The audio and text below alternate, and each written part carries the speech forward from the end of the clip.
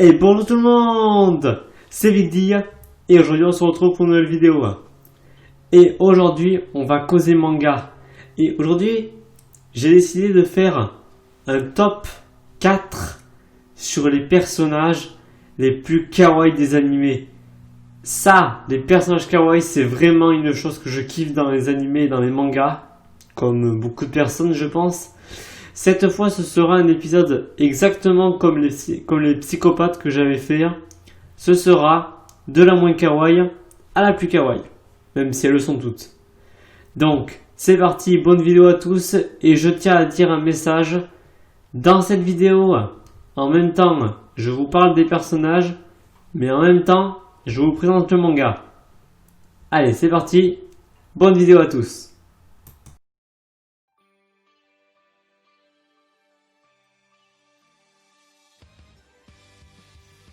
On commence avec Latina de Uchino Mozume no Tame Naraba. Ouais bon ok, je vous l'écrirai. Attendez, je vous écrirai ça en description. Elle est hyper mignonne et ça je pense que beaucoup le pensent comme moi. Alors à première vue, vous voyez quoi là? Évidemment beaucoup vont me dire une jolie fille, une gamine. Exactement. Mais sachez que cette fille n'est pas ce que vous croyez. Ce n'est pas du tout une humaine comme on pourrait le croire. C'est tout simplement une démone. Voilà. Lors de sa première apparition, elle apparaît comme ça. Bon, peu importe, elle est toujours mignonne. Alors, à quoi sert ces couettes, je vous demande? Eh bien, ça sert justement à cacher ses cornes. Donc, pour vous parler du personnage en lui-même, il faut d'abord que je vous parle du manga en lui-même, comme je vous l'ai dit. Donc c'est parti, petite présentation du manga et de l'histoire. L'histoire se passe en fait de Dale, ce personnage-là, qui est en fait un aventurier. Un aventurier de talent qui a justement pour but de tuer les démons. Au début, quand il est en train de faire un feuilleton, comme vous pouvez le voir, il est tranquille, il essaye de faire sa vie safe et de rentrer tranquille. Sauf que quand il entend un bruit, il sort son âme évidemment, sur ses gardes. Et c'est justement à ce moment qu'il la rencontre. Pour lui, c'est juste une enfant. Sauf que, en vérité, c'est une démone. Ça, vous avez pu le voir. Il la reconnaît avec ses cornes. Chose importante que vous devez savoir aussi sur Latina, oui, c'est le nom que Dale va lui donner, c'est qu'en fait, elle a une corne en moins. C'est juste pour dire qu'elle a été bannie de son village. C'est comme ça qu'on reconnaît les démons qui ont été chassés. Et en fait, dès sa première apparition, Dale arrive à communiquer avec elle, mais avec du mal, parce qu'elle ne parle pas vraiment un langage humain, elle parle le langage démon. Dale, il arrive aussi, lui aussi, mais avec un peu de mal. En fait, dès sa première apparition, la petite lui demande de l'aide, parce que son père est mort en fait. Bon, Dale, lui, à vrai dire, il peut pas l'abandonner, il décide un petit peu de l'aider. Donc, ah oui, j'ai oublié de le dire, il maîtrise les éléments. Pour lui rendre service, il décide d'enterrer son père. Que ce soit un peu du respect quand même, on va pas le laisser comme ça. Mais c'est pas tout. Il va essayer de l'amener dans la ville où il habite, histoire de lui trouver un foyer. Quelque chose pour qu'elle puisse vivre mieux, à vrai dire. Ce qui me fait rire, en fait, ce que j'aime bien dans ce manga, c'est en fait le changement que Dale va avoir. À vrai dire, il y a des gens de l'auberge qui sont des amis à lui, qui acceptent de l'héberger, lui et Latina, puisqu'à vrai dire, il a fait un petit peu comme sa fille adoptive. Mais en fait, c'est qu'au début, pour ce qui est en fait de laisser tomber une vie tranquille pour aller au travail, ça, il s'en faisait pas mal. Mais maintenant qu'il a Latina, c'est impossible pour lui de rester tranquille. Dès qu'elle appelle, il a peur, il demande est-ce que tout va bien. C'est ça en fait. On peut dire qu'il est devenu comme nous avec un chien et un chat. Il est devenu extrêmement gagadelle. Et ça, inutile de le cacher. Vu tout ce qu'il dit, il peut pas partir, il refuse de la laisser toute seule. Il pourrait tuer n'importe qui pour la protéger. Enfin n'importe quoi à vrai dire. Et en fait, à un moment, quand il va voir un de ses potes, il lui dit obligatoirement « Dale, t'as vraiment perdu la tête, là c'est sûr, je peux plus rien faire pour toi. » Et c'est vrai, en vrai, je le comprends, elle est tellement mignonne, donc réussir à se passer d'elle, c'est pas facile. il y a aussi quand même plusieurs progrès que Latina va faire entre temps. À vrai dire, bon évidemment elle va se faire des amis comme vous pouvez le voir, mais le pire c'est ce qu'elle va réussir à faire. Parce que en quelque temps elle va déjà réussir à apprendre à parler. Mais le plus impressionnant, c'est pas en fait ça. C'est qu'elle a beau être très jeune, malgré son jeune âge, elle arrive déjà à maîtriser de la magie. Une magie de guérison même. Et ça, c'est vraiment pas un truc facile.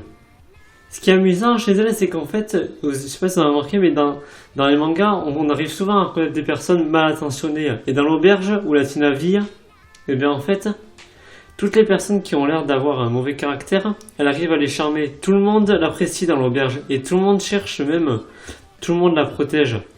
C'est pour ça que quand à un moment elle se perd dans la rue et que vous voyez ces types, ils essayent vraiment de la capturer comme une esclave. Vous allez voir ce qui va se passer. Une personne de l'auberge va faire un plaisir d'intervenir. Là, elle est en danger, on pense que tout est fini, et voilà un des moments que j'arrive le mieux. Vous voyez ce type? Eh ben c'est un mec de l'auberge. Un aventurier lui aussi. Et quand il voit que la petite est dans le mal, et qu'elle est en danger, qu'elle a peur, alors là, lui, c'est vraiment un des meilleurs personnages. Ça a beau être un personnage secondaire, lui...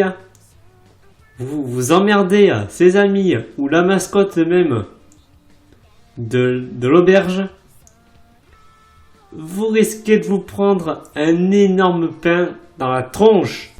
Bah voilà, j'ai à vrai dire tout ce qu'il fallait savoir sur Latina. Donc vraiment, si vous voulez voir le manga, je vous l'ai dit déjà au début, tous les noms des mangas seront dans la description.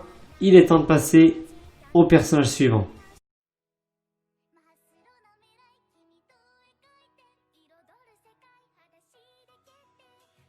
Kaoruku Komoeta. Ouais, bon, ok. J'ai plutôt mal prononcé son nom. Alors, on va l'appeler Chaos. C'est comme ça qu'on la présente plutôt dans le manga. Elle se présente comme ça. Alors, The Comic Girl, c'est le nom du manga. Chaos, en fait, qui c'est? Ben, c'est une personnage, à vrai dire, une jeune fille. Et, je tiens à le dire, parce que je pense que vous n'en doutez pas, c'est une lycéenne. Est-ce que donne cette impression? Pas du tout. Donc, c'est une lycéenne en fait qui rêve de percer dans l'art du manga. Elle réalise des planches et elle se fait constamment recaler. Pourquoi? On verra ça plus tard. Donc, la personne qui gère ses planches lui conseille d'aller travailler dans une auberge où elle va rencontrer d'autres personnes. Et inutile de vous dire que Chaos n'est pas vraiment à l'aise. Faut dire, elle vient à peine d'arriver, il y a l'aubergiste qui l'accueille, et à vrai dire, Chaos est déjà en train de crever. Elle est extrêmement timide et craintive. La moindre petite faille et une personne qui lui fait peur, c'est la mort. Il y a aussi une chose que j'ai oublié de vous dire à propos de Chaos. Chaos c'est son nom d'artiste, hein, j'ai oublié de vous le dire. C'est qu'en fait, elle est au lycée, ça je vous l'ai déjà dit, mais en fait, elle est extrêmement complexée par sa taille. Évidemment, vu tel que vous la voyez, on dirait une gamine. Et sa taille aussi, c'est celle d'une enfant. Si elle est complexée, en fait, c'est parce que sa croissance s'est arrêtée à sa rentrée au collège. C'est pour ça qu'elle est comme ça. Triste quand même, hein. Une lycéenne et ta croissance s'arrête au collège, bah t'es vite comparé avec une enfant. Donc, comme vous l'avez vu, elle n'est pas du tout à l'aise face aux personnes, mais pourtant, à l'intérieur de cette auberge, elle va pourtant se faire des amis que je vais m'empresser de vous présenter. On commence avec Koyume, qui est une fille qui écrit des shoujo et qui va vite devenir, à vrai dire, sa meilleure amie. Et ils vont devenir extrêmement proches. Et un peu trop d'ailleurs. Bon, on va dire c'est des amis, donc on va pas trop... on va pas passer notre temps là-dessus. Présentation des autres personnages. Tsubasa, qui est une mangaka qui, elle, se contente de faire des mangas d'action avec un héros plutôt stylé. Elle a quand même aussi un côté garçon manqué, mais croyez-moi, elle a du talent. Ça, je peux pas le nier. Non, mais attendez, vous avez vu ces planches? Ça, c'est la classe totale. Et enfin, Ruki, qui elle, on va dire, dessine des mangas porno. Ah, à chacun sa passion, hein. On va pas lui en vouloir. Mais bon, passons, j'aimerais plutôt qu'on revienne sur Chaos et sur Koyome, parce que c'est surtout sur ces personnages d'abord qu'on va se pencher dans cette vidéo. J'aimerais qu'on parle en fait des problèmes auxquels ils sont confrontés tous les deux. Commençons par Chaos, et voilà une de ses planches. On va pas se mentir, là, on est tous d'accord avec Koyome. Elles sont trop mignonnes. Et c'est ça justement son problème. Chaos ne sait pas faire d'autres personnages qui lui ressemblent. Elle a dit elle-même, elle est naine, petite, mais c'est la même chose, excusez-moi, et mignonne. Elle ne sait faire que des personnages comme elle, c'est ça son problème. Autre chose, ses histoires sont inintéressantes. Parce que si c'est juste pour écrire, je suis parti manger une glace avec mes amis, ensuite on est parti nous coucher et faire de beaux rêves, même si ça existait un manga comme ça à 1 centime, je pense que je l'achèterais même pas. Voilà. On va passer maintenant au problème de Koyome. Koyome, elle dessine des shoujo. Mais elle a décidé de laisser tomber. Elle sait finir. Elle a décidé de faire des mangas d'amour, qui est, je cite, un style de manga que j'affectionne tout particulièrement. Ouais, j'aime bien les mangas d'amour. Et je vais vous montrer son problème justement. Regardez-moi ce talent, la beauté, la beauté. Voilà son problème. Je pense pas que j'ai besoin de vous faire un dessin. Vous avez compris le jeu de mots, dessin, manga. Bref, voilà. Elle ne sait pas du tout dessiner les garçons. Enfin, est-ce qu'on peut vraiment dire que ces personnages ont un visage humain? Non mais, la fille c'est parfait, mais le garçon c'est pas ça. À vrai dire, il faut que je vous parle du manga en même temps. Il y a aussi un truc qui me fait un petit peu de la peine à propos de ce personnage, c'est que Chaos prend les choses trop au sérieux. Il faudrait qu'elle se détende. Je sais pas, en fait, elle est tout le temps stressée. Quand par exemple Tsubasa lui demande de l'aide pour faire des contours noirs autour de ses planches, elle fait à peine une trace à côté. Elle, pour elle, c'est terminé. Là, elle est plus digne d'être ses amies. Elle dit, laissez-moi tranquille, je vais écrire mon testament. Adieu. Calme-toi, Chaos. C'est pas grave. Tsubasa a trop fait une planche en 3 secondes. Et je plaisante pas. Il y a aussi, à propos du manga porno que fait l'autre. Elle demande de l'aide.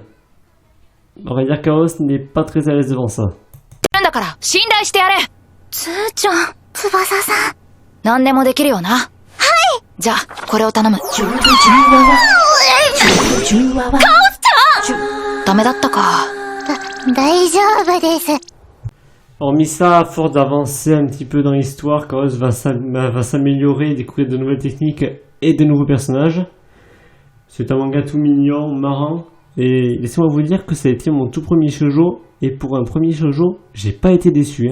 Vraiment, j'ai adoré ce manga. Ce manga peut vous plaire à tout le monde. Si vraiment vous aimez les mangas, ça peut, même si vous aimez dessiner vous-même des planches, ça peut peut-être vous donner des idées. Pour ce qui est de la fin de l'histoire, si vous voulez savoir ce qui va arriver, je vous laisse aller voir le manga. Croyez-moi, vous n'allez pas être déçus.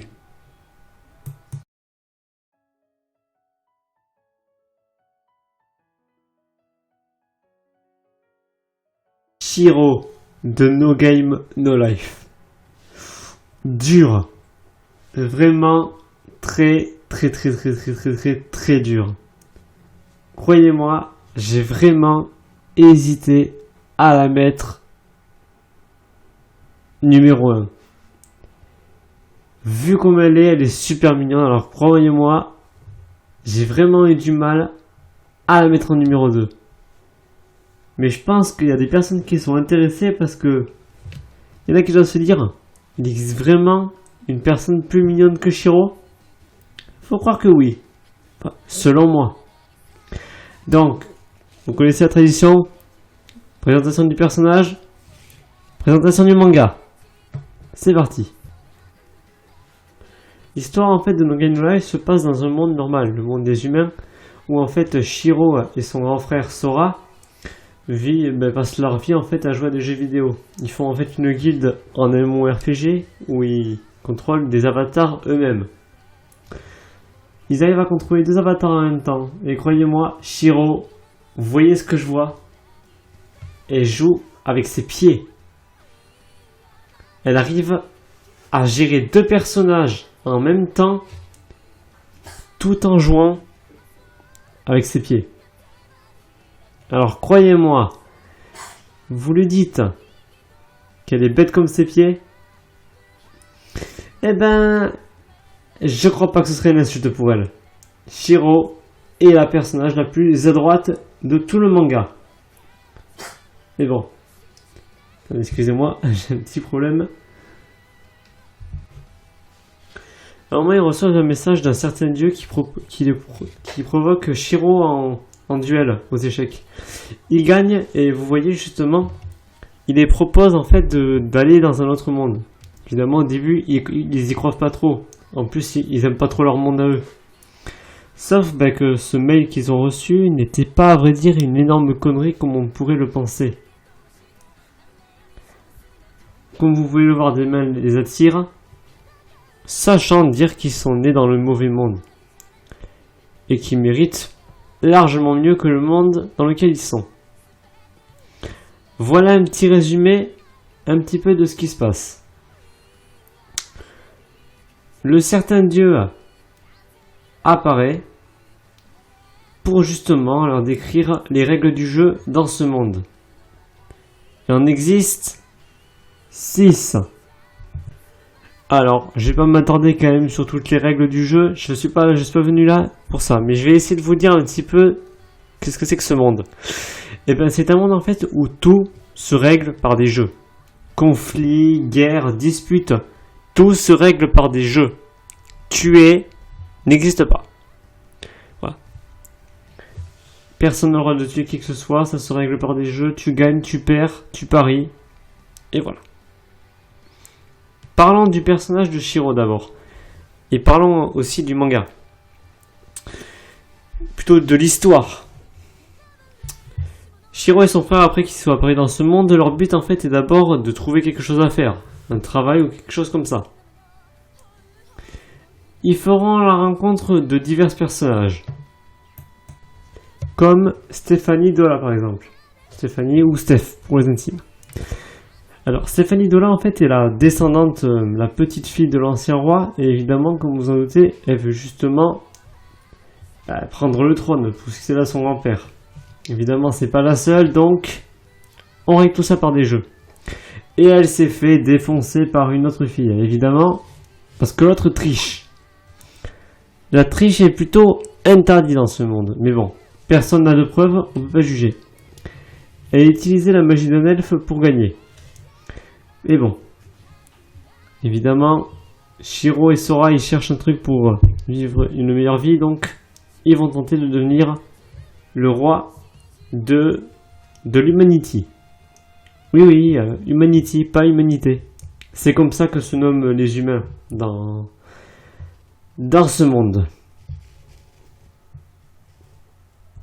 Et je suis sûr que beaucoup se demandent, mais quel est le rôle de Shiro dans ça? Eh bien, Shiro, en fait, est la personnage la plus intelligente de tout le manga. En plus d'être mignonne, elle sait tout faire. À vrai dire, je sais pas si je peux vous le dire, ou même, à vrai dire, son frère et elle n'ont jamais réussi à se battre l'un l'autre. Alors, mais ils sont combattus dans le jeu pour savoir qui sera le roi ou reine, parce qu'il ne veut pas avoir de souverain. Le combat, tout a duré pendant 3 jours. Aucun ne voulait admettre sa défaite et ça a continué comme ça. Tiens, parlons justement de leur relation fraternelle. Parce que tous les deux sont inséparables. Croyez-moi, le moindre fait de ne plus se voir ou de savoir séparer, pour eux, c'est comme la mort. Regardez ça. Sora, il est carrément dévasté, terrorisé, il est devenu carrément peureux. Même il fait pas son temps à s'excuser. Faites pas grave aux sous-titres en dessous s'il vous plaît. Mais regardez Shiro, c'est pire. Elle est dévastée comme si elle était sur le point de mourir. La seule présence, sans voir son frère, alors là, c'est la mort assurée. 5 ou même 2 mètres suffit à les séparer et ils peuvent mourir. Vous voyez cet amour fraternel qu'ils ont? Bon, à vrai dire, faut les comprendre. Ils ont toujours vécu ensemble. Ils ont jamais été séparés. Mais bon, il est temps justement que j'aborde un dernier point avec Shiro. Je vous l'ai dit, c'est le personnage le plus important et le plus intelligent du manga. On va dire, je peux... à cause des... En fait, vers la fin, ils vont combattre le pays le plus puissant. Oui, parce que c'est réparti en plusieurs étapes. Humanity, les nains, les elfes, les demi-humains. Et c'est sur eux justement qu'on va se pencher. Les demi-humains sont ceux qui n'ont jamais perdu un seul combat. Ils sont au sommet du monde, on pourrait dire. L'Humanity les a affrontés 4 fois et ils ont échoué 4 fois. Et les demi-humains ont toujours une règle très stricte. Dès que le combat est terminé, on efface la mémoire du participant. Interdiction de lui laisser ses souvenirs. Tu vas quand même pas cafeter aux autres comment t'as perdu. Et pourtant, Shiro a pourtant réussi à gagner. Sora aussi, mais c'est plutôt Shiro qui a fait tous les calculs. Depuis le début, on pensait que c'était la merde pour eux. Et à la fin, quand tout semble perdu, Shiro arrive à gagner. Évidemment, je ne vous montre pas le moment parce qu'en fait, même avec les explications qu'elle a dit, j'ai toujours rien compris au manga. J'ai rien compris à l'épisode. J'ai eu beau le recommencer ainsi de suite, regardez, je l'ai maté 3 fois de suite et j'ai toujours rien compris. Quoi qu'il en soit, ce manga est génial, je vous le conseille. Le manga est bien, la VF est bien, vraiment. Je vous conseille le manga. Shiro est super mignonne, donc raison de plus pour aller le voir. Et maintenant, il est temps de passer au numéro 1. Voyons voir qui a réussi à détrôner Shiro. C'est parti.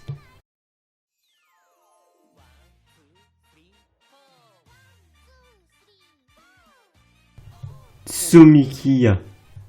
Voilà le personnage qui a réussi à détrôner Shiro, à la battre. Tsumiki de Hachikochi. Adorable.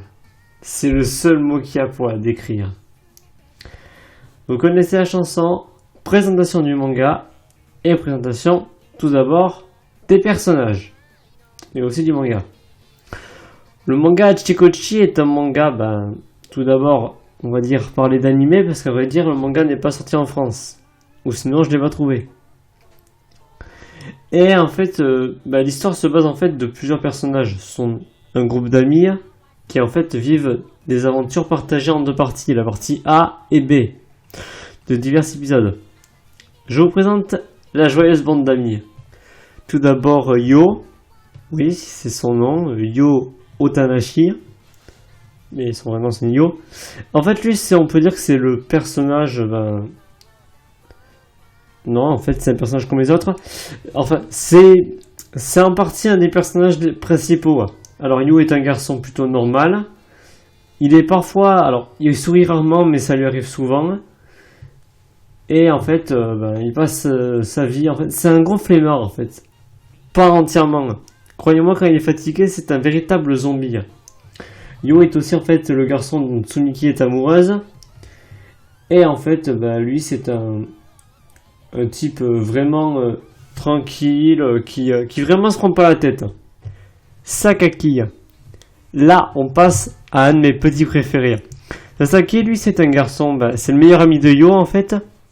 Et en fait, on peut dire que c'est un peu la victime du groupe. Pas en termes, à vrai dire, que tout le monde lui veut du mal. C'est qu'en fait, à chaque fois, il prend toujours extrêmement cher. Et le pire, c'est que c'est pas lui, en fait, qui a envie de... En fait, ça lui arrive toujours par hasard. En gros, c'est le mec le moins chanceux au monde. Aussi, c'est un personnage en même temps très attachant, qui est en fait très ami avec Yo. Depuis combien de temps, on ne sait pas. Mais on sait aussi qu'il manigance toujours des sales coups avec Mayoi. Elle, comment dire, personnage plutôt banal, qui fait aussi partie du groupe. Et elle, en fait, c'est une on peut dire qu'elle est un petit peu dans le même cas que Sakaki, mais pas en même temps. Elle, à vrai dire, elle se prend plutôt des coups, elle. Mais c'est surtout avec Tsumiki qu'elle se les prend. Elle adore la taquiner sur sa relation avec Yo, et ça lui retombe souvent dessus. Ouais, faut croire que ça pique en fait. Et qu'est-ce qu'il y a à savoir en fait aussi, c'est une fondue aussi des machines.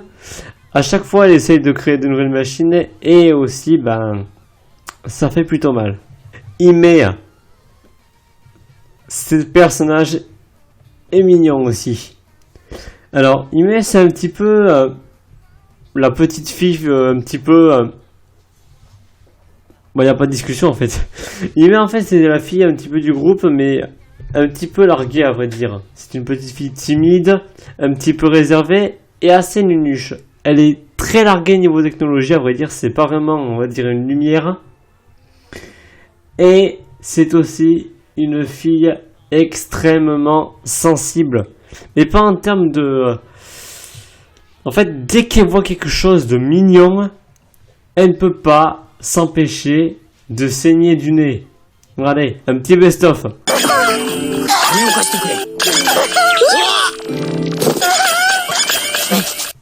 Vous voyez, à tous ces moments, elle ne peut s'empêcher de saigner du nez. C'est comme ça, elle ne peut rien y faire. En fait, c'est surtout une comique. Tous les personnages, en fait, sont assez comiques, mais c'est surtout Ime qui rend souvent, des fois, les personnages plus mignons et plus marrants. Et enfin, Tsumiki.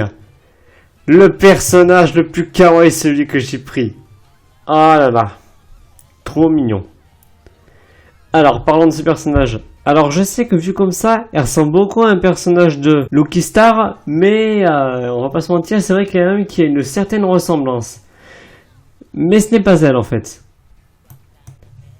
Que dire de plus? En fait, Tsumiki est un peu un personnage plutôt blasé. C'est une fille qui passe son temps à rester à moitié comme ça, à vrai dire. Elle ne sourit rarement dans l'anime. En fait, elle ne sourit pratiquement jamais. Mais ça lui arrive quand même de laisser séparer quelques sentiments. Des fois, elle est quand même... Des fois gênée, mais assez nerveuse. Surtout quand elle est avec Yo. En fait, on ne sait pas trop grand chose d'elle. L'anime ne nous apprend pas grand chose, et encore moins l'opening. Quoi qu'il en soit, en fait, l'anime nous parle en fait des aventures que suivent ses 5 amis. Et on peut dire que c'est vraiment un manga, plutôt un anime, qui est extrêmement marrant. Vous ne pouvez pas sortir de cet épisode dans un épisode sans avoir rigolé une seule fois. Et en fait, j'aimerais qu'on parle en fait de la relation qu'a Yo avec Tsumiki. Et j'aimerais justement qu'on aborde un dernier point avec elle. Et ce point, c'est celui-ci. Ah putain, tellement mignonne avec ses oreilles de chat. Justement, parlons-en, c'est justement ça dont je vais aborder. Ses oreilles de chat. Sachez que nous sommes les seuls. Nous, en tant que spectateurs, nous sommes les seuls à les voir. On ne sait pas trop pourquoi en fait ses oreilles se manifestent. Parce que Tsumiki n'est ni un chat, ni une demi-humaine. C'est une humaine comme les autres.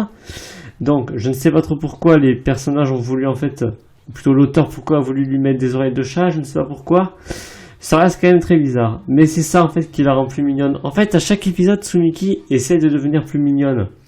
Et en fait, le message que j'ai envie d'aborder, c'est surtout la relation qu'elle a avec Yo et lui en fait.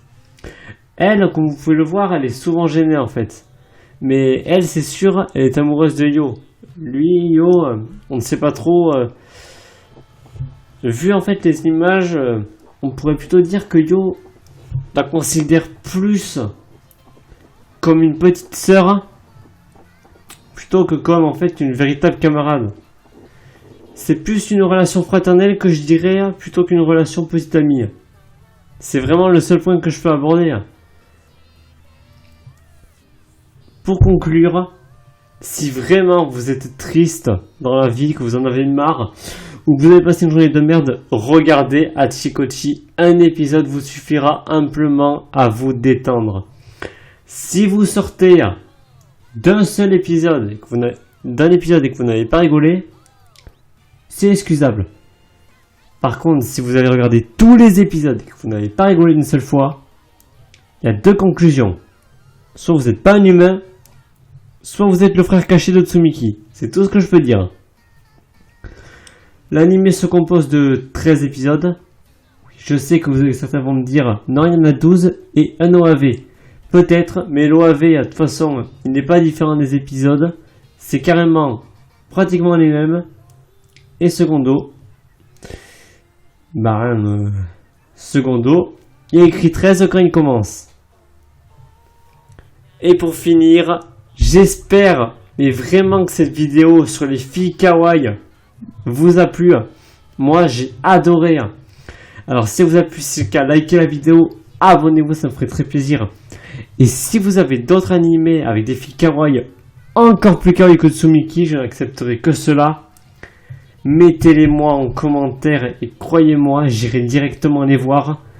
En attendant, moi, je vous dis à la prochaine dans une nouvelle vidéo. Bye!